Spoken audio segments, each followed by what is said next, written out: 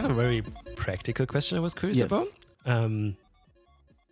What is the most difficult thing in the process of like writing? Like, or like a book, like more practical. Like, of course, I'm sure there's like more. What is the thing that you didn't expect to be very Yes. difficult and it turned out to be difficult? I think the most difficult thing is to actually like sit down and do the writing itself. Like I'll explain what I mean because there are like different stages of work. Like the first stage is always the inspiration, right? Like you know this from composition. It's actually not that different to music composition. So you have the inspiration, and then you start like sketching, right? Like you think of like, okay, I have these ideas. How do I like practically put them into like an actual thing? Yes. And then you start thinking about the structure and like what event would lead to another, et cetera. But by the end of the project, you already know all the details. And then it's just a matter of like sitting down on your ass and doing the actual writing. So like the first 10 chapters of the book, for example, I wrote them in 2 weeks. Okay. But the last chapters, it's so hard because like you know exactly what you're going to write. You know exactly what's going to happen, but you need to like sit down on your ass and like just churn through it. Like it's not a creative process. There's no like inspiration going on. It's like a very like laborious process of just like putting the words on the page. So I would say this is the most challenging part of writing to me. Yeah. And not so different than composing. Yeah, it's not exactly so different. Yeah, sounds very familiar. Very familiar. Yeah. I see. Okay, yeah. I mean, that makes a lot of sense. Yeah, I think. Do you also have this? Because for me, I have these more. Because I feel I'm really similar with composing, like actually writing scores, especially, or something that is more like, you just have to spend a lot of time doing because it's just a lot of work. I don't know. It's just a lot of work that you need to do, even if you know what you want to do. Do you also have this? Thing of sometimes it comes super easy to me and I'm super in the mood and in the flow and I can do it forever also. Like if I would have time in the day, I can do it forever and I'm actually having fun. It's really nice. And then sometimes not at all. And I don't know, maybe sometimes it has to do with the material actually. Like maybe sometimes it's like, oh, this part actually, something is still not working 100% or something is weird about this part of the piece. So I'm struggling, but sometimes it's also maybe something totally different. And I never know why. But you also have these like very strong changes between like sometimes it works so easily this part and sometimes not. Okay.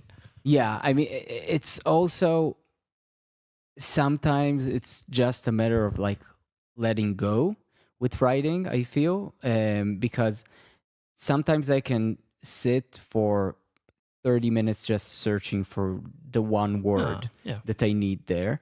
And what I learned that like helps me personally is actually to learn to like let go because I have the full sentence. I just need this one word. Usually, like now what I'm doing, like I used to get stuck a lot. Now what I'm usually doing is that I put like a stamp word, like just like something temporary, so I could continue with the flow. Because otherwise you get stuck, and then you might forget the next sentences that you already have in your head. I see. So this is very helpful for me to like just have these stubs throughout the writing, and then when I go through the editing phase, I'm like, okay, I know, like I mark this word with like a special marking, like I know that this word needs to be replaced, and now that I have the full thing, it's much easier to sit down and think. What would work here? And usually you get the answer for this by actually continuing on the writing, because then you might find a different word later on that exactly fits like and makes sense suddenly. Yeah, I see. Yeah. I mean, this also I wanted to follow up, like ask the follow-up question if you have some specific methods to help with it. I guess that is one. To just put placeholder kind of these things. Yes, like some kind of methods that you put onto yourself, kind of things to help. I mean, another method that really helps is to just like break it down.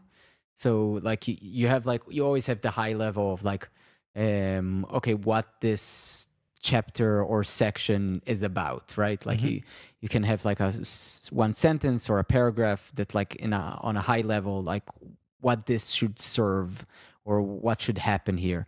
And so you have this, and then you can like break it down to scenes, and you can break down the scenes to actions without actually writing any of the actual text, right?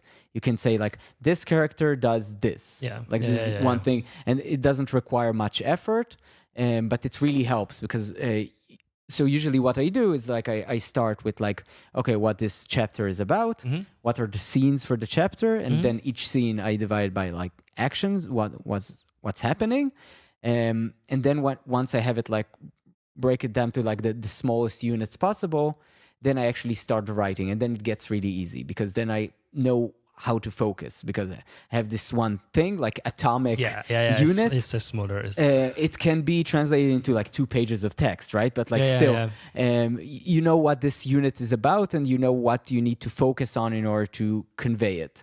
And then it's also really easy that it's divided into these smaller parts, because if you get stuck on one of them, you can just skip to the next one, then go back to the one that you got stuck on. Yeah, I see. Yeah. I think it might also be practical for music composition. No, for sure, I guess. for sure.